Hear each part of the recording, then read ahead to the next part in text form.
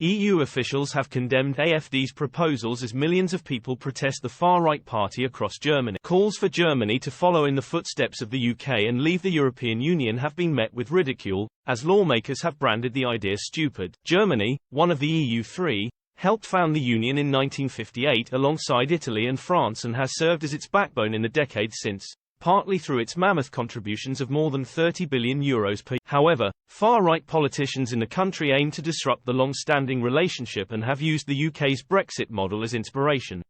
Alice Weidel, the leader of Germany's far-right Alternative für Deutschland, AfD, party, has floated the idea of a Dexit, a German equivalent to the UK's landmark departure in 2016.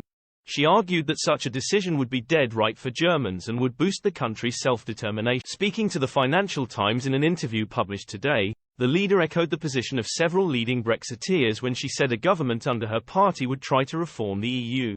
She said AfD would seek to remove its democratic deficit from within, at first, but if this failed, the party would let the people decide.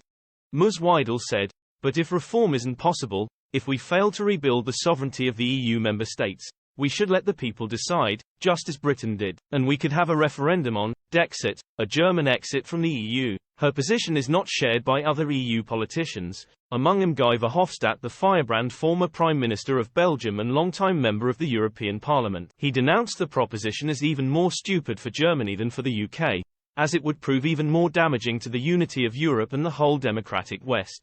The AfD's ideals also seem unlikely to take root amongst the German public, which is currently protesting the party en masse following revelations that leading members of the party attended a covert meeting regarding an immigration master. An exposé revealed that party members had discussed mass deportations of foreigners holding German passports, an idea that they reportedly plan to follow through in the event they win power. Ms. Weidel said the exposé was scandalous and misinterpreted her party's aims.